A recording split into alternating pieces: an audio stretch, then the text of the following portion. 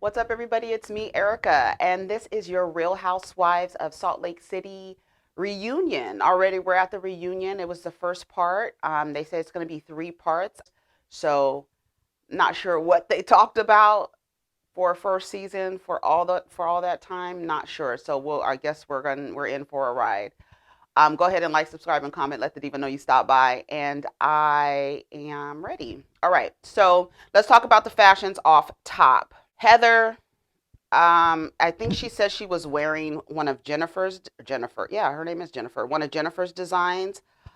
Um, I think I would have liked to see her hair up with this dress, with this high collar. I don't like a high collar with hair coming down. If you're gonna do, to me, I feel like if you're gonna do like a high collar or something coming like a mock, your hair should be up. I just feel like that because I feel like you just chopping off the rest of your neck with that, right? Whitney Rose looked beautiful. That burgundy, I loved her outfit. Her hair was okay. Her hair was okay. Miss To Which I Say, honey, Meredith Marks. The top of her outfit was cute. The bottom, I didn't like the half short, half long. I think she said it was one of her collections. Her hair was fantastic. Her makeup looked great. She looked great as she was sitting down, from the top up. She looked really good. Lisa Barlow with this slip dress. I'm not sure about her, sis. And these platformed shoes. She must be really, really tiny. Um, I wasn't here for it. The hair, plain. She's not giving me anything spectacular for a reunion. Jen Shah. Her dress, I think, was from her collection as well. Her dress, the big poofy sleeve on the side. Maybe if it was on both sides. I don't know why they're doing this. Like Meredith did one side long, one side short, and then she did one puffy sleeve, one not. I'm not into it, but I like the pattern of the dress, how it's going up and it kind of looks like fire icy type thing. Her hair was okay. Um, Miss Mary. Miss Mary M. Cosby. Let's see what her dress was looking like. It looked like it was a lot of sequins. I like the gold, gold, gold. That's definitely a dress I would have not had the fur at all around the neck. That is definitely a dress with those long, sleek sleeves and that just long, just going down like kind of clinging to her body all the way. To me, that would be a dress definitely for a high collar. That would have been dope. Like if she would have came in there, like I'm all about a sleek, like if you're gonna have your neck, like to me, I love necks. So if you're gonna have your neck, like I don't like necks covered. I don't like for your neck to be chopped off. But if you're going to chop off your neck, it should be like coming up, and your shoulder should be like bam. You should look like a fucking you should look like you just going up. That's why I feel like. I don't know if I'm explaining myself right, but I love like that Mary Cosby's dress. To me, I feel like if it was just like the sleeves coming down, the dress coming down with a high ass collar, baby, man, I would have loved that. But overall, they have like a kind of wine toned themes going on. We have like a blush, we have a merlot, we have a I don't know what we could call Mary's dress, but we have like a wine toned theme going on. It didn't seem like it was a long episode, but it was long. I didn't take too many notes. I felt like I was taking notes as it was going along, but they were just asking a bunch of different questions. I kind of just wrote about what stood out to me. I didn't all the the small talk. I really wasn't here for it. They had Jen's segment. They did some other segments, but in Jen's segment, they talked about her emotions, and she talked about her all of the things that contributed to her behavior. And then she mentions her dad, and at one point Heather starts to cry. Andy was like, why are you crying and why did you get emotional? She said, because my dad died in April. And everybody's like, what? Like, oh my God, I'm sorry to hear that. See, that's the problem when you are. I just feel like, who is the nucleus of this group? Is it Jen Shah? Is it Jen Shah who went to Bravo? Like, who was the catalyst to start this show? who decide like this is going to be this group of women? Like, we know that Nene was the for Atlanta. We know that Vicky was for Orange County. We know that Teresa was for New Jersey. We know, I think it was Ramona. I believe it was Ramona and Jill Zarin for New York. I think it was Jill Zarin actually for New York. Um, I don't know nothing about Dallas. What's the other group? And then it was Charisse for Potomac. So I'm trying to figure out who is the center person in this group because I'm not quite sure. I don't know if it's Jen Shah or who it was. But anyways, so Heather shares with us that her father passed in April. They start talking about plastic surgery. Jen Shah tells us she hasn't had nothing done on her face except for getting fillers and Botox. Whitney shares with us that she has got her breast lifted. And then they asked Jen, why does she have 4 assistants? But we know by the end of the season, she had assistant number 8. To me, I feel like it's just people to pay to be around her, to like nod and agree with her. I really feel like she's that lonely that's why she has those people around her. But she says she does some type of direct marketing, and that's where she actually gets her money from. And all of those people are kind of, I guess, figures. It sounded like she did multi-level marketing, and maybe that's, but I'm not sure. It wasn't very clear, and she was very vague. I think she was intentionally being vague. I'm not sure. They talked about her, that her and Coach Shah didn't have any marital issues. Um, I don't know that I don't know. Like I think a lot of people could see, like, I don't know how a person could deal with someone like that and there not be some problems in the household. I don't think that Coach Shah is this saint for dealing with Jen. I feel like there's something more to that, and Jen is again very vague, hemming and hawing a lot.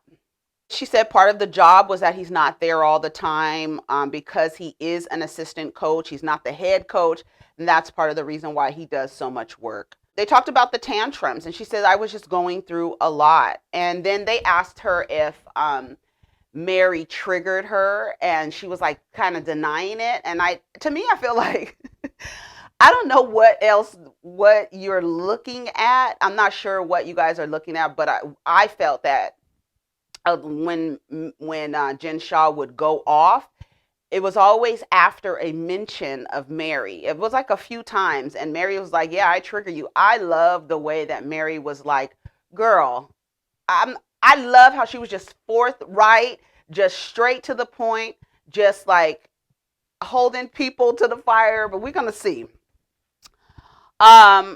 Lisa doesn't agree that Mary causes Jen to be temperamental. She doesn't agree with that. And everybody is like, Whitney was like, girl, it's really clear that that's what happens. But of course, you're not going to admit that, because admitting that would admit that the person has some power over you. And nobody wants to admit that they are solely reacting based on the mention of somebody's name. That's too much power, honey.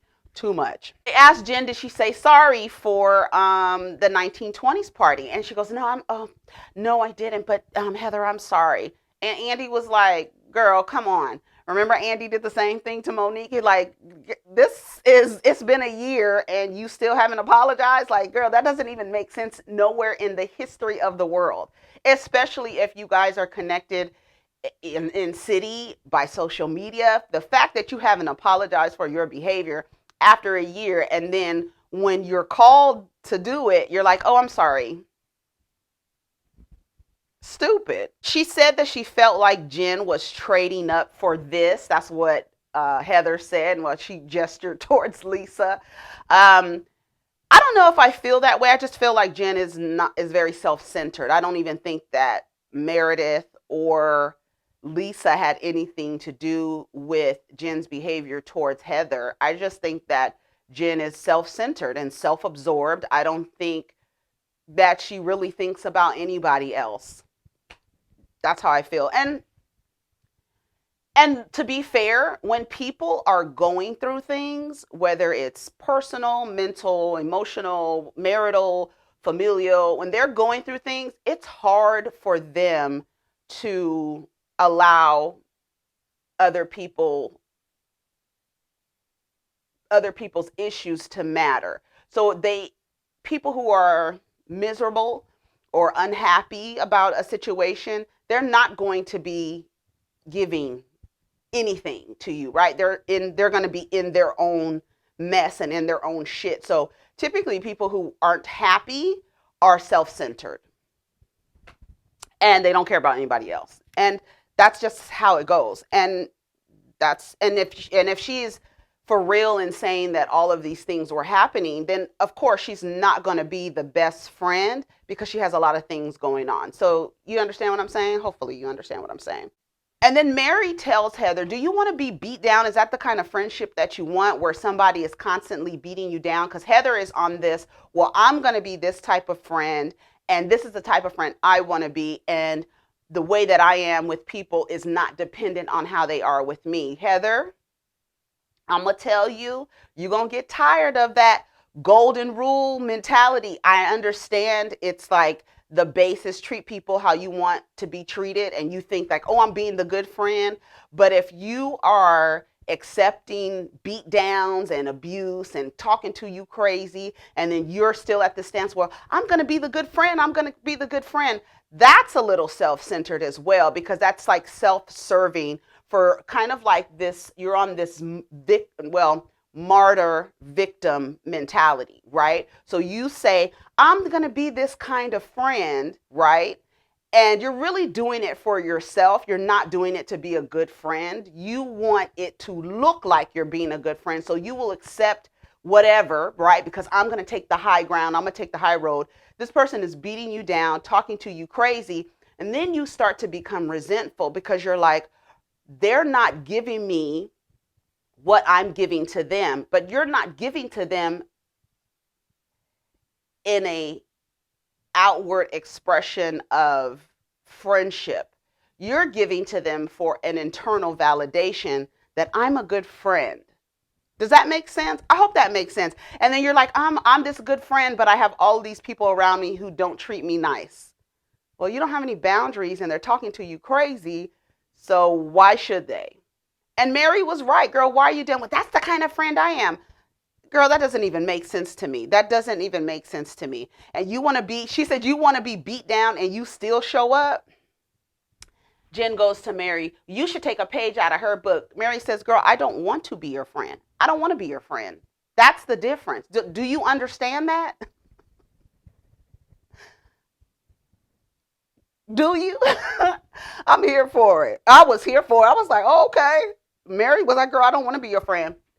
And Mary is almost like Meredith in the sense where I'm not dealing with Jen's BS. I done told you guys about her. You guys continued to be her friend. She treated you a certain way, so you have to see it. And sometimes I used to tell my classes this.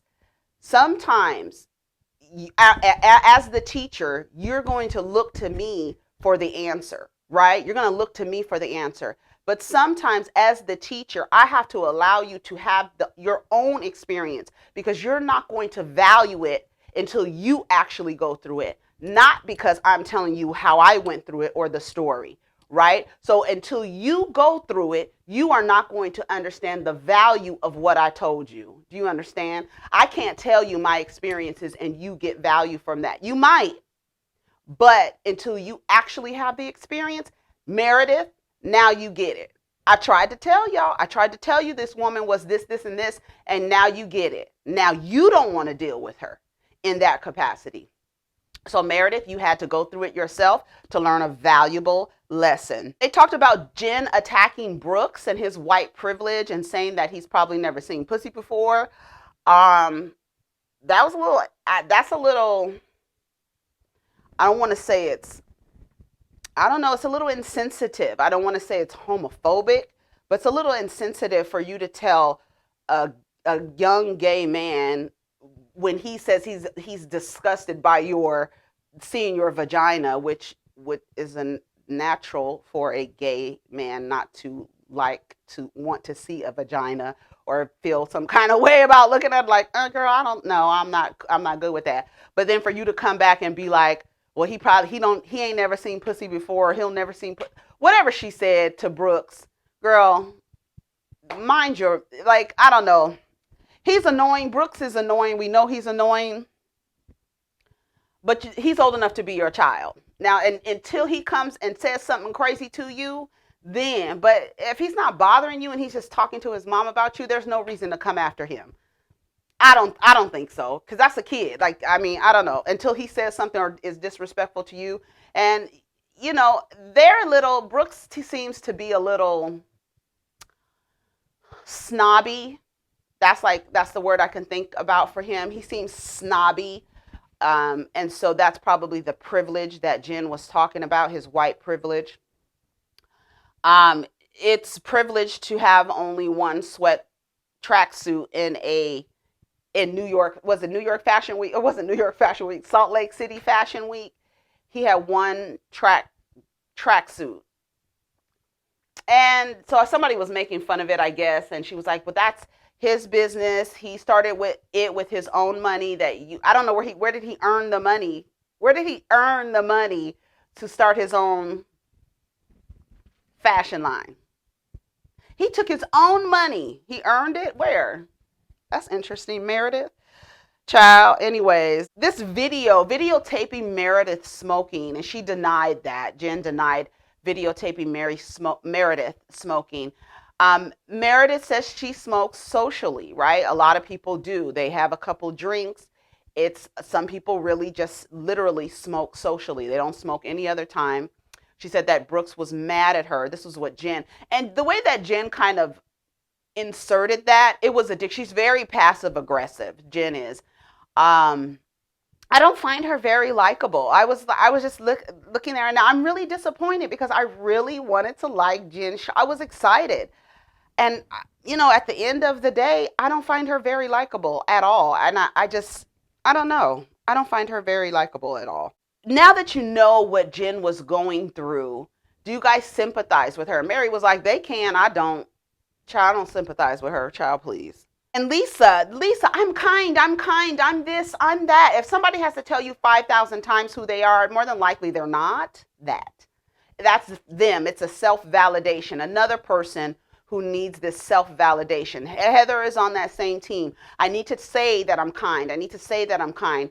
But the way that it lands, Lisa, is not kind. You come off rude. You come off telling people that they're less than. You come off that way. And then she tried to say, Mary, you do the same thing. Mary was like, when do I do that? I don't make anybody feel less than. And she was, Heather, do I make you feel less than? Whitney, do I make you feel less than? Heather was like, she's direct, but she's never made me feel less than.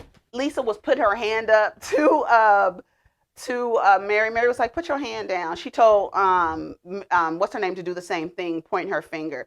Put your finger down. Don't point at me. Put your hand down. Don't do none of that to me. Don't do it. Mary was not having it, okay? And Lisa keep hollering, I'm kind, I'm this, I'm that. We get to Lisa's segment, right? And she gets really emotional when they start talking about her kids. Andy was like, I kind of got emotional too. He was like, I was wondering if you were just like this all the time and what actually made you feel, emotional. And she was like, my kids, do not talk about my kids. Don't say nothing about my kids. I lose my mind about my kids. And she started to get emotional. And that's really the first time that we've seen her like that. Otherwise, she's just super duper confident. She's super direct, straightforward. I do feel like it is a defense mechanism. It's like ultra type A, that, it gets on people's nerves, that like, it's like almost like you're a stick in the mud. You take yourself too seriously, like that kind of. That's what Lisa gives me. She's like, I have this confidence, and it's just like, you're just snobby, and it seems like you have a stick up your ass. That's what it seems like. And that's what I think everybody was in agreement with that. And they're like, you tell us who you are all the time, and you're kind, and you're this, but we don't see that person. And then even Mary was like, girl, listen to all of these people telling you how you are coming off to them. And that's what have kind of realized, it's like you can say, I'm this kind of person, I'm this kind of person, but how are people responding to you, right? I'm this good friend, I'm this person, but what are, is that actually coming across? Like what you're giving out, are people actually receiving it that way? And I think all of them were saying, especially Whitney and Heather, they were really on Lisa because they feel like Lisa kind of looks down on them because they're not really involved in the church. Hopefully they'll get down to that, because I think that contributes to Lisa's energy towards Heather and Whitney Rose. Mary says you have to see it. There's like a lot of people that are telling you that. And so of course Lisa goes, she reverts back to the schoolyard and she says, well, you make people feel less than too. And Mary was like, no, I don't. She was like, well, people at your church. She said, don't talk about my church. Don't talk about my church. I won't talk about your alcohol. And of course, Lisa looks all shocked. Like, that's so weird. It's like, I don't understand why white women do this a lot. Like, they throw a dagger, and then when you throw one back at them, they're like, oh my God, it's the same thing. In the comments, online, people say crazy things to people, and they believe that they're not going to come back and say anything. And then when they come back and say something, all of a sudden, it's clutch the pearls. I can't believe it. It's crazy. But she was like, don't talk about my church. I don't talk about your alcohol here. Okay. Mary said she didn't think that Heather cared about her. Heather looked at her like, girl, are you serious? So I don't know where that came from. We'll find out, I guess. And then they said that Lisa doesn't create space for Whitney and Heather. And I mean, it's very, very clear. I feel like she looks down on them because they're not involved in LDS anymore. That's how I feel.